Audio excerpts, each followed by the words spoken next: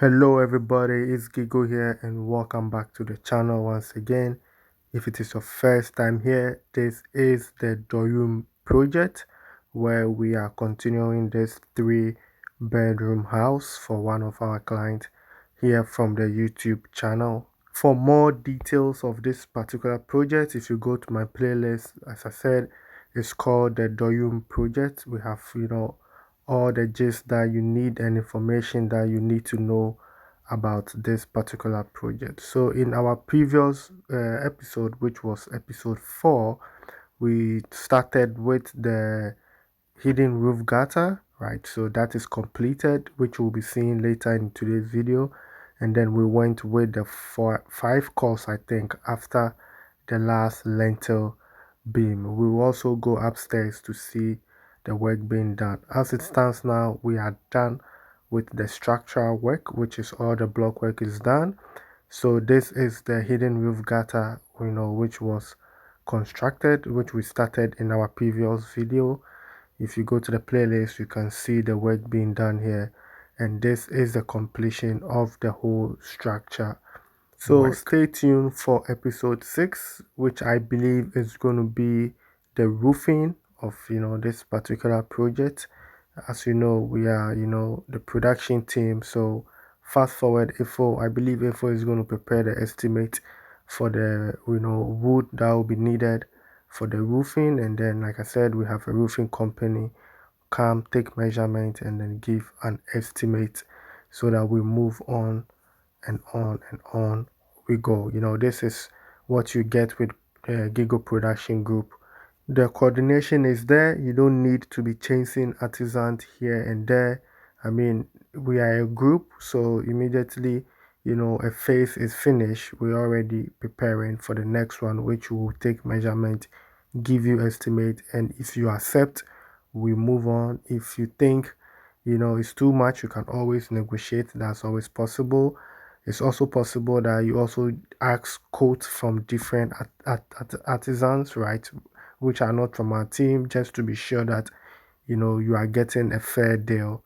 And you can always use different people if you think that their price makes sense to you. I mean, it is an open industry, so you can always try other people just to just to get a grounds that you are getting a good deal, right? So you always have to check, double check, and cross check, right?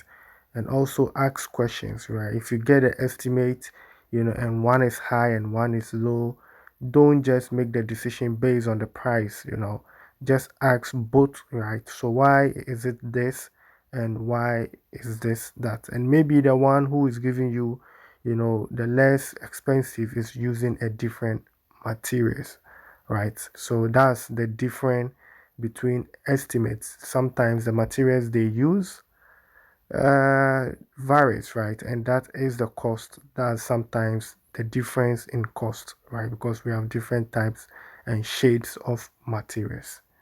So back to today's video, we will be having a little, a quick tour of this particular project. And we've taken the bamboos and the wood underneath, the decking. So we have space, to walk around. So we'll just take you through the house, a quick one for you to see how it looks like. I really like this concept, man. I really like this concept.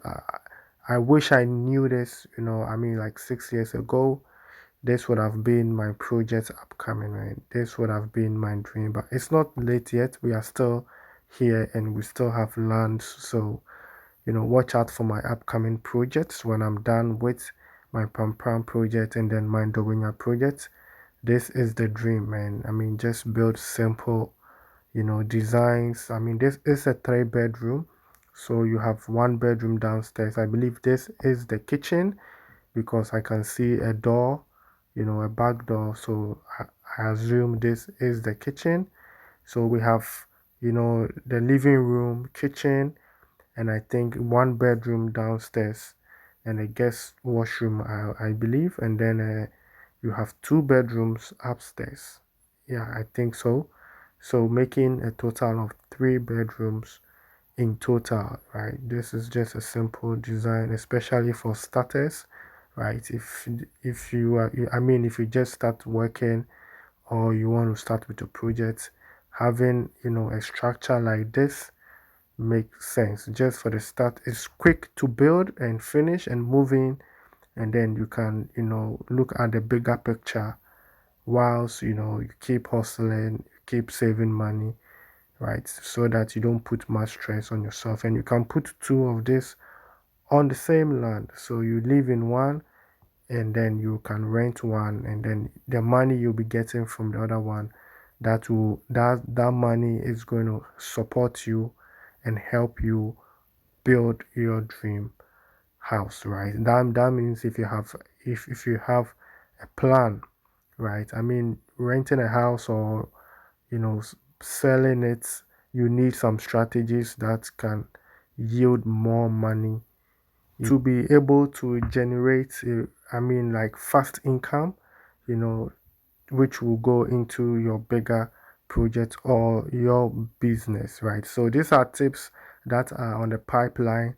I just don't want to put it out here. I want to finish with my project and then I will use that as example, right? I mean, this is something that I have learned, here in the Netherlands, how to make money, in real estate with renting space and all that. I mean, it is all about space, right? And just creating a space and just renting it. And I mean, that's why someone can rent a 3 bedroom house for a whole month for maybe, let's say, $1,000, and someone will just charge $500 for just one night, right? So, I mean, these are strategies that sometimes we don't pay attention, and this comes into our designing when we are designing houses, right? It is all about creating space, right? You have to make good use of the space. You have to sell the space, right? Not the structure or the house.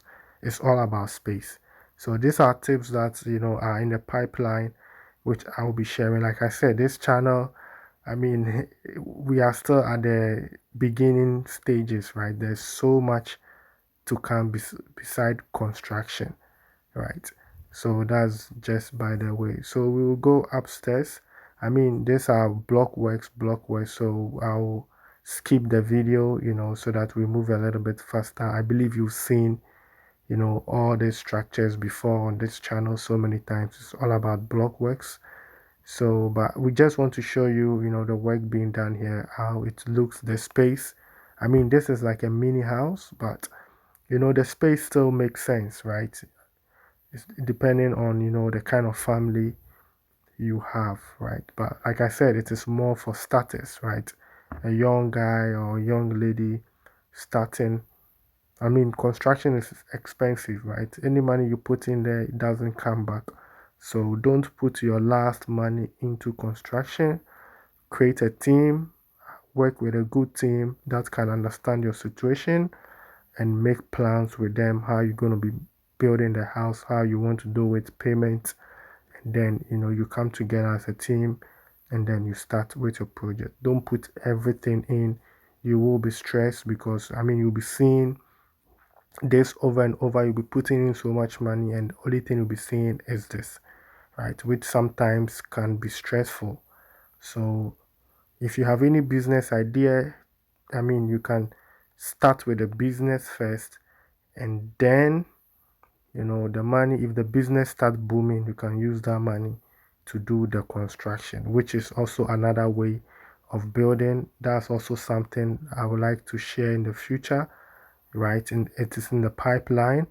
I also have one conversation with someone. I think it was in the comment section, right? So he was also educating me about, instead of building a house, he would rather use the money to build a house, put it into a bond, which will be yield money every month, and he will use that money to rent a house, right? So I mean, the bond is paying for the house every month. He's not paying from his pocket money, and that's also a smart idea, but it all depends on your age, right? I mean, he is on pension, so I can understand going through that route, which I think is a smart idea to do. Sometimes people think you building a house is, is way safer and cheaper than renting a house, but it also has to do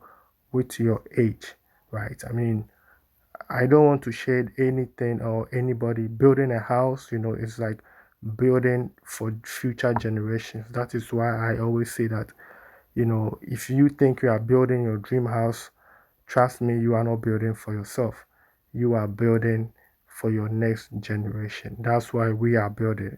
If it was for us, I mean, we would just use all this money to rent, for the next 20 years, 40 years, or even the next 100 years. We will rent and then we will just not bother about anything. But we are doing this for our future generation. We want to leave something behind the same way our great grandfathers, our grandfathers, and our parents also did it for us.